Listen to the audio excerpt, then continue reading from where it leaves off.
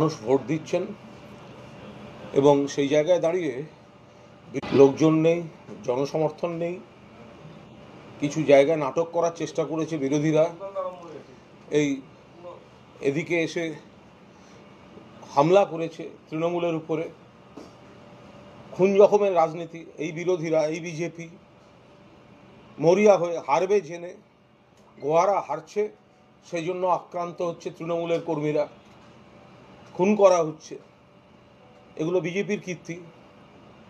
তৃণমূল কংগ্রেস উন্নয়নের উপর ভরসা রেখে, আস্থা রেখে, মানুষকে বিশ্বাস রেখে ভোট করছে। বিজেপির লোক নেই, জোর নেই। অধিকাংশ জায়গায় তাদের ভোটার তো দূরের কথা, তাদের বুথে তাদের লোকজন দিতে পারে না, কোনো সংগঠন নেই। কোথায় সিপিএম? এই মিডিয়া, সোশ্যাল মিডিয়ায় যত বড় বড় কথা, বা এই বামপন্থীরা বা তাদের সব নানা রকম জোটমোট যেখানে যা করেছে, ফলে বিরোধীরা ভিত্তিহীন অভিযোগ, নাটক, নাচতে না জানলে উঠোন বাঁকা। তারা জানে গোহারা হারবে, ছখানাতেই হারবে। সেই জায়গায় দাঁড়িয়ে বিরোধীরা এই ভিত্তিহীন অভিযোগ, কোথাও নিজেরাই মরিয়া হয়ে ফলস ভোট দিতে গিয়ে ধরা পড়ছে। লোক নেই, জন্যেই নিজেরা ওইসব কীর্তি দরজা বন্ধ করে ওইসব করতে যাচ্ছে।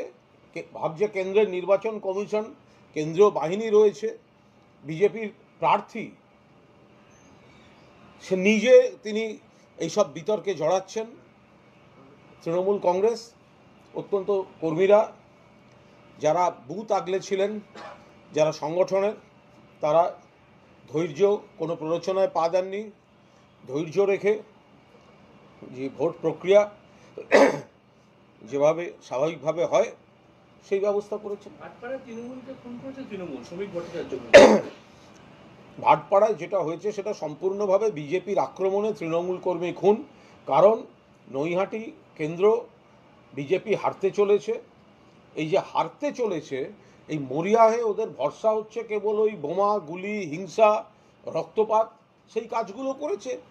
এই উত্তেজনা তো ওখানে কে করে, তারা কারা, এই প্রত্যেকটি নাম বহু চর্চিত। গোটা এলাকার মানুষ জানেন, বাংলার মানুষ জানেন ওখানে কে করে এসব, জানে হারতে চলেছে। সেই কারণে তৃণমূল কর্মী তার প্রাণ নিয়ে নিল এরা। অন্যদিকে মাদারিঘাটে বিজেপি প্রার্থী গাড়ি ভাঙচুর হয়েছে, অভিযোগ করছে উপনির্বাচনে যে কেন্দ্রীয় বাহিনীকে অপব্যবহার করছে পুলিশ, বিজেপি বলছে। কেন্দ্রীয় বাহিনী কি করছে? বিজেপি প্রার্থী, আরে লোক নেই, জোর নেই। বিজেপি মাদারিহাটে বিজেপিকে যারা সাময়িকভাবে বিভ্রান্তির শিকার হয়ে বিজেপিকে ভোট দিয়েছিলেন, তারা বাস্তবটা বুঝতে পারছেন যে উন্নয়নের সময় মমতা ব্যানার্জির সরকার পাশে, আর বিজেপি ভুল বুঝিয়ে চলে যায়, তারা নেই। তো সেই এইসব করতে গিয়ে বিজেপি জনবিচ্ছিন্ন হয়ে গেছে। ওই এলাকার বিজেপি করেন এমন বেশ কিছু নেতা, সংগঠক, তারা তো বিজেপির প্রতি বীতশ্রদ্ধ হয়ে মানুষকে বলেছেন আর বিজেপিটাকে ভোট দেবেন না। তো ফলে বিজেপি সেইখানে একটা দেউলিয়া অবস্থা হয়েছে। তাদের নেতারাই তো কেন্দ্রীয় বাহিনী বলে আমাদের হুমকি দেয়, কেন্দ্রের নির্বাচন কমিশন ভোট করবে, কেন্দ্রীয় বাহিনী পাঠাবো। এখন আবার কাঁদছে কেন্দ্রীয় বাহিনী কি করলো। এরা চায় কি? এদের লোক নেই, জোর নেই, বাংলার স্বার্থে মানুষের পাশে দাঁড়াবার কোনো নীতি নেই। বাংলার টাকা বন্ধ, বাংলার নামে কুৎসা, বাংলার বিরোধিতা, শত্রুতা করা এদের নীতি। তো এরা কী ভাবে যে কেন্দ্রীয় বাহিনী কি ওদের বুথে ঢুকে ঢুকে ভোট দিয়ে দেবে, সেইটা শুধু এরা বাকি রাখছে। শিশু পাচারে এবার রাজ্য থেকে দুজন বেরিয়ে এলো বিহার যোগ। শিশু পাচারকারীদের ক্ষেত্রেও কি মুক্তাঞ্চল হয়ে উঠছে রাজ্য? এই কথায় কথায় কোনো একটা ধরা পড়লেই মুক্তাঞ্চল যদি আপনাদের একটা বিশেষণ হয়ে যায়, তাহলে যে অন্য সময় যখন যেগুলো হতো তাহলে তো বলতে হয় মুক্তাঞ্চলই ছিল। সিপিএম জমানায় শুধু সুন্দরবন এলাকা থেকে কজন মহিলা পাচার হয়েছে সিপিএম নেতাদের জিজ্ঞেস করুন না, সেই হিসাবটা দিতে বলুন এবার। যদি সামাজিক কোনো অপরাধ হয়ে থাকে, যেটাই হচ্ছে সেটা আপনারা ব্রেকিং চালিয়ে দিয়ে বলছেন, তাহলে কি মুক্তাঞ্চল হয়ে গেল? মুক্তাঞ্চল মানে বোঝেন? মুক্তাঞ্চল কি?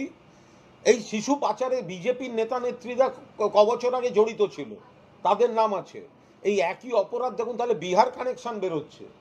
এই অপরাধ অন্য রাজ্যে হচ্ছে, যেটা খারাপ সামাজিক অপরাধ, তার সঙ্গে জড়িয়ে রাজ্যকে বদনাম করার খেলা এটা কতদিন ধরে চলতে পারে? এটা এই রাজ্যটা তো ভারতবর্ষের বাইরে নয়, সমাজের বাইরে নয়, এখানে প্রচুর ভালো কাজ হয়। তার মধ্যে যদি সামাজিক অপরাধ যেগুলো যুগ যুগ ধরে চলে এসছে, কমে গেছে কিন্তু আছে, সেখানে যদি কেউ কোনো অপরাধ করে এবং পুলিশ ধরছেও, একটা অপরাধ হলেই তাহলে কি মুক্তাঞ্চল হয়ে গেছে? এটা কোনো কাজের কথা হলো? সিতাইয়ের আজকে বিভিন্ন এলাকায় দেখা গেছে যে সেন্ট্রাল ফোর্সের সঙ্গে তৃণমূল জড়াচ্ছে।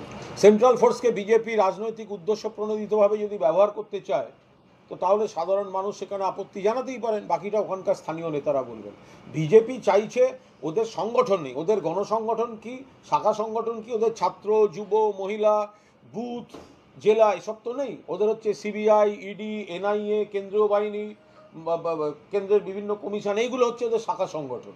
তা ভোট এলে ওরা ভাবে এই শাখা সংগঠনগুলো ওদের ভোট দিয়ে যেতে হবে, তো সেই জায়গাটা তো যে কোনো মানুষই আপত্তি করবে।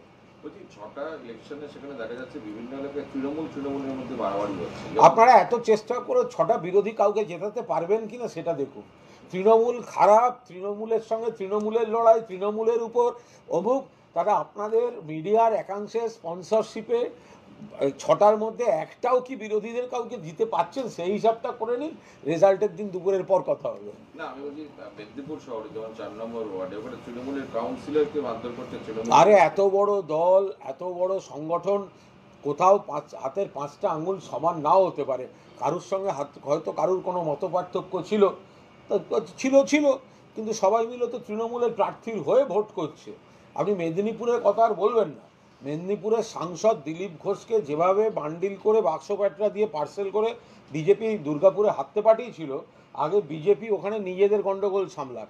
তৃণমূল একটা বড় দল, এত সংগঠক, এত লোকজন, সেখানে কারুর সঙ্গে কারুর যদি কোনো তর্কাতর্কি মতপার্থক্য থেকে থাকে, সেটা কোনো আনুপাতিক হারে আসে না। আর সবাই মিলেই দিনের শেষে প্রার্থী, দলীয় প্রার্থীর হয়ে কাজ করে। শুভেন্দু অধিকারী অভিযোগ করেছেন মেদিনীপুরে পুলিশ সন্ত্রাস চালাচ্ছে, মেদিনীপুরে বিজেপি নেতাকে গৃহবন্দী করে আটকে রাখা হচ্ছে। তো কি করছিল? গেল না কেন? এর জন্য কমিশনে যাওয়ার কথা বলছে। তো যাক না, যেখানে মাননীয় বিরোধী দলনেতা, তার এখন নানা যুক্তি দরকার। বিজেপির সব নেতা, কেউ রাজ্য সভাপতি, কেউ অন্য পদে আছেন, তাদের এখন হচ্ছে নাচতে না জানলে উঠোন বাঁকা। তো তারা কি করছিলেন? তাদের নাকি বুথে বুথে সংগঠন, 1 কোটি সংগঠন, সমস্ত বুথ মণ্ডল একেবারে লোকে ভেসে যাচ্ছে। তো কাকে কে গৃহবন্দী করে রেখেছে? তো সেখান থেকে ভেঙে মোর ঘরের চাবি নিয়ে যাবি কে আমারে শুভেন্দুবাবু গাইতেন, আর ওনাদের 1 কোটি সদস্য তাকে দরজা থেকে বার করে আনতো। তো করলেন না কেন? মেদিনীপুর এসপি অফিস ঘেরাও করছেন শুভেন্দু। মেদিনীপুর এসপি অফিস, কোর্টে যাবেন, এসপি অফিস ঘেরাও করবেন, কেন্দ্রে যাবেন, দিল্লিতে যাবেন, মঙ্গল গ্রহে যাবেন, রাষ্ট্রসংঘে শান্তি সেনা আনতে যাবেন, সব হবে। শুধু এখানে তৃণমূল জিতবে আর বিজেপি হারবে। বলছি কালকের যে অ্যাক্সিডেন্টটা হলো সেখানে দেখা যাচ্ছে কিন্তু পুলিশ নয়, আহত অবস্থায় একাধিক হাসপাতালে গেলেও সেখানে ফিরিয়ে দেওয়া হয়েছে, যে বাচ্চাটা মারা গেল। এবং সেখানে প্রশ্ন উঠছে যে আরজি করের পরেও এই স্বাস্থ্যের ছবিটা ফিরল না কেন? মানে এটা কেন হয়েছে এটা আমরা নিশ্চিতভাবে আমাদেরও নজরে এসছে, কিন্তু এটা কেন হয়েছে, কোথায় নিয়ে যাওয়া হয়েছিল, তার এই চিকিৎসা পরিকাঠামো ছিল কিনা, সেগুলো প্রশাসন খবর নিচ্ছে। শ্রমিক ভট্টাচার্য বলছেন তৃণমূলের সৌজন্যে উপদ্রুত অঞ্চল নৈহাটি ভাটপাড়া। আগে শ্রমিকবাবু উপদ্রুত কাকে বলে একবার মণিপুরটা, শ্রমিক একটু সাহিত্য কবিতা ভালোবাসে, একটু মণিপুরের জায়গায় দাঁড়িয়ে একটা যে কোনো চৌমাথায় দাঁড়িয়ে যদি একটা ভালো কবিতা আবৃত্তি করতো, সেই আবৃত্তির যে রিয়াকশানে বুঝতে পারতো উপদ্রুত এলাকা কাকে বলে। তো সুতরাং একটুখানি মণিপুরটায় গিয়ে যদি শ্রমিক 2-4টে কবিতা আবৃত্তি করে আসে, তাহলে উপদ্রুত শব্দটা ব্যবহারের আগে 10 বার ভেবে দেখবে। ট্যাব নিয়ে যে সমস্যা হচ্ছে মেদিনীপুর, মালদার বৈষ্ণবনগরে সেখানে 4 জনকে আজ গ্রেপ্তার করা হয়েছে। তো যারা হ্যাক করবে, যারা এই তথ্য প্রযুক্তির এত প্লাস পয়েন্ট আছে, বাট সেটা যদি কেউ হ্যাক করবে, কারোর অ্যাকাউন্টে গন্ডগোল করার চেষ্টা করবে, বা এই সাইবার ক্রাইমের সঙ্গে যুক্ত থাকবে, তো তাদের তো পুলিশ অ্যারেস্ট করবেই, আর তো গ্রেপ্তার হবেই, খোঁজ তো চলবেই। কিন্তু ভালো এটা তো ভালো, তো প্রশাসন বা পুলিশ ঠিক কাজ করছে, যে এত বড়, এত লক্ষ লক্ষ কোটি কোটি ছেলে মেয়ের কাছে গোটা বিষয়টা যাচ্ছে। কোথাও হিউম্যান এরার হতে পারে, কোথাও টেকনিক্যাল এরার হতে পারে, কোথাও আবার এই জামতাড়া গ্যাংয়ের মতো। আমি কয়েকদিন ধরে এই জামতাড়া বলে যাচ্ছি এটার উদাহরণ দিতে। এই যে জামতাড়া গ্যাং, যে একটা জায়গায় একটা গ্রামে বসে সারা ভারতকে এই হ্যাক করার জন্য করছে, অথচ কেন্দ্রের স্বরাষ্ট্র মন্ত্রক আঙুল চুষছে বসে বসে। তো এই কাজগুলো যে নেটওয়ার্কে হচ্ছে, তো এখানে পুলিশও ব্যবস্থা নিয়েছে। পুলিশ মনে করছে আরো বড় সড়ো চক্র আছে, মানে এর মধ্যে অনেকের টিচাররা প্রশ্ন করছেন শস্যের ভেতর বুদ্ধি তো, কারণ এটা তো শিক্ষা দপ্তরই করে গোটা বিষয়। আরে আপনি যখন আপনার ব্যাংক অ্যাকাউন্ট, আপনার ফেসবুক অ্যাকাউন্ট কেউ হ্যাক করে, তার মানে কি আপনি করছেন? তো স্বাভাবিক ব্যাপার যে একটা সিস্টেম হয়তো ফুলপ্রুফ করার চেষ্টা হচ্ছে, আর যারা এই হ্যাকিং করে তারা পাল্টা কোনো প্রযুক্তিতে কিছু কিছু ক্ষেত্রে সেটাকে ব্রেক করে ঢুকে ডিস্টার্ব করছে। তো সেই জন্যই তো সাইবার ক্রাইম শব্দটা এসছে। আর যারা করছে তাদের মধ্যে প্রতিষ্ঠিত নাম হচ্ছে এই জামতাড়া গ্যাং। তো এই জামতাড়া গ্যাং এটা সারা ভারতকে পাগল করে দিচ্ছে, সেটা তো আর পশ্চিমবঙ্গে নয়। সেখানে নাকি সেই গ্রামে পুলিশ রেড করতে ঢুকলে সে পুলিশের মৃতদেহ পাওয়া যায়। তা আজও তার সলভ হলো না। আপনার ফেসবুক হ্যাক করছে, কার ব্যাংক অ্যাকাউন্ট থেকে টাকা সরাচ্ছে, কার এই জিনিস ওর ঘাড়ে পাঠিয়ে দিচ্ছে, মাঝখান থেকে নেওয়ার চেষ্টা করছে। তো এই জামতাড়া গ্যাং আর ওদের নেটওয়ার্ক, তো এইগুলোর বিরুদ্ধে তো ব্যবস্থা হবে। তার সঙ্গে এখানকার কোনো ব্যবস্থার করাপশন ইত্যাদি এগুলোর কোনো সম্পর্ক নেই। রিষড়ায় শুট আউটের ঘটনায় যে অভিযুক্ত রঞ্জন যাদব, তাকে গ্রেপ্তার করা হয়েছে, সে নিজেই বলেছে সে তৃণমূল কর্মী। সে পুলিশ প্রশাসন বুঝবে।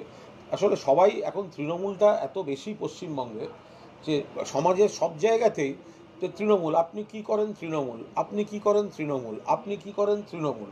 তো ফলে আপনি যদি এবার আনুপাতিক হারে দেখেন, তাহলে 99.99% ভালো জিনিসও যেমন তৃণমূল, তেমনি এইগুলোকে তৃণমূল বা রাজনৈতিক দল বলে বিচার করা ঠিক না। কেউ যদি কোনো সামাজিক অপরাধ করে থাকে, করা থাকে, সেটা প্রাথমিক পরিচয় সেটা দিয়ে হবে। এখন তারপরে কে কি বিভ্রান্ত করার জন্য বলছে তাদের ব্যাপার। বলছি এই বুলডোজার শব্দ নিয়ে প্রচুর বিতর্ক চলেছে, অমিত শাহ পর্যন্ত বলছেন, যোগী আদিত্যনাথ বলেছেন, আজকে সুপ্রিম কোর্ট বাতিল করে দিয়েছে যে বুলডোজার মানে এইসব বড় বড় ডায়ালগ মারতে গেছিল, অগণতান্ত্রিক একটা নৈরাজ্য তৈরি করা, সন্ত্রাসের আবহ তৈরি করা। আমরা পছন্দ করি না, তাই আইনের বিচার হবে না, আমি বুলডোজার দিয়ে ভেঙে দেবো। সুপ্রিম কোর্ট কড়া মনোভাব দেখিয়েছেন যে এইভাবে বুলডোজার দিয়ে আমার ইচ্ছে হলো আমি ভেঙে দিলাম। এসব হাততালি পাওয়া রাজনীতিকে গণতন্ত্র বলে না, এটা স্বৈরাচার, এটা হিংসা। ফলে যদি কেউ কোনো অন্যায় করে থাকে, অ্যারেস্ট করো, বিচার করো, তারপর যদি কোর্ট বলে না এটা ভেঙে দাও, ভেঙে দেবে। কিন্তু কে এত বড় যে আমার মনে হলো যে আমি এটা ভেঙে দিচ্ছি, যাও বুলডোজার দিয়ে দেওয়া, সেগুলো দিয়ে সবাই গলাবাজি করে বেড়াচ্ছে। প্রত্যেকের রুচি দেওয়া, সেগুলো ক্ষমা চাওয়া, যেটা গণতন্ত্রের ভাষা নয়। লাস্ট হচ্ছে যে এই 6টা নির্বাচন হলো, অশান্তির যে ছবি আসছে, কোনো অশান্তির ছবি নেই। মানে কোথায় বিচ্ছিন্ন বিরোধীরা নাচতে না জানলে উঠোন বাঁকা নানা রকম নাটক করার চেষ্টা করেছে। না, তারা বলছে যে রাজ্যে কি মানে সন্ত্রাসমুক্ত বা মানে এরকম ঝামেলা মুক্ত নির্বাচন দেখা যাবে। কারা বলছে? তাদের দলের লোক কোথায়? আমি তো আবার বলছি, নাচতে না জানলে উঠোন বাঁকা। আমার তো মনে হয় বিরোধীরা পুরো পেরে উঠছে না। তাদের সামনে রেখে না লড়ে কোনো মিডিয়া নিজেরা প্রার্থী দিলে এদের থেকে বেশি ভোট পাবে। গত কয়েক বছরে তৃণমূল কংগ্রেসের বেশি খুন হয়েছে। শ্রমিক ভট্টাচার্যের অভিযোগ যে ভাটপাড়ায় তৃণমূলকে খুন করেছে। তা নিজেরা মেরে আমাদের নাম দিয়েছে, তো কি আর স্বীকার করবে? তার জন্য ওকে বলতে হবে যে অন্য কথা বিভ্রান্ত করার জন্য। বিজেপি ওখানে হালে পানি পাচ্ছে না, তৃণমূলকে মেরেছে, জানে ভোটে হারবে নৈহাটিতে, সেখান থেকে নজর ঘোরাবার জন্য রাগ মেটাতে এসব করেছে।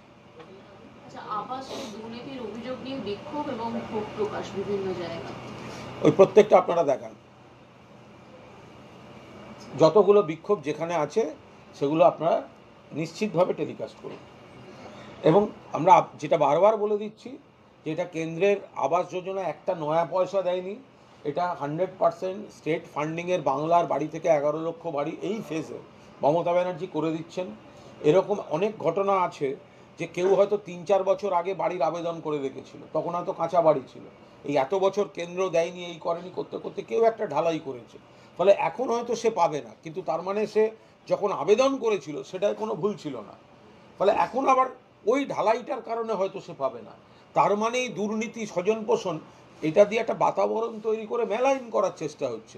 ফলে যে বিজেপি বা যে সিপিএম যারা চায় না এই কাজগুলো হোক, তারা মেলাইন করার জন্য এই ধরনের নাটক করছে, আপনারা দেখাচ্ছেন, আপনারা দেখান, এলাকার মানুষ সঠিক জিনিসটা বুঝবেন এবং তৃণমূলকে ভোট দেবেন।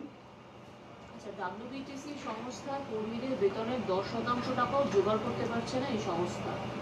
10% বেতন কম ঢুকলো প্রত্যেক কর্মীর অ্যাকাউন্টে। এটা আমার মনে হয় খুব স্পষ্ট বিষয় রয়েছে যে এই যে রাষ্ট্রায়ত্ত সংস্থাগুলি পরিবহনের, এখানের পুরো বেতনটা সরকার দেয় না। এখানে সরকার দেয় একটা মেজর পার্ট, আর বাকি অংশটা সেই সংস্থাকে তার আয় থেকে দিতে হয়। এই সংস্থাগুলির মধ্যে দুটি সংস্থা তার আয় ঠিকঠাকভাবে সেখান থেকে তুলতে পারছে, আবার এমন সংস্থা আছে যারা সেটা তুলতে পারছে না, তাদের কন্ট্রিবিউশনটা সমস্যা হচ্ছে। এটা দীর্ঘদিন ধরে সিপিএম আমল থেকে যেভাবে লোক ঢুকিয়ে দিয়ে গেছিল বিজ্ঞান বহির্ভূতভাবে প্রয়োজনের অধিক যেভাবে লোক ঢোকানো হয়েছিল, ক্যাডারদের ঢোকানো হয়েছিল, কমরেডদের ঢোকানো হয়েছিল, মাথা ভারী করে দেওয়া হয়েছিল, সেই ফলগুলো এখন এরা ভুগছে। যে এটা তো রাজ্য সরকারের যেটা দেওয়ার কথা সেটা রাজ্য সরকার দিচ্ছেন, কিন্তু সেই সংস্থার নিজের আয় থেকে যে অংশটা দেওয়ার কথা সেই অংশটা সেই সংস্থা দিতে পারছে না।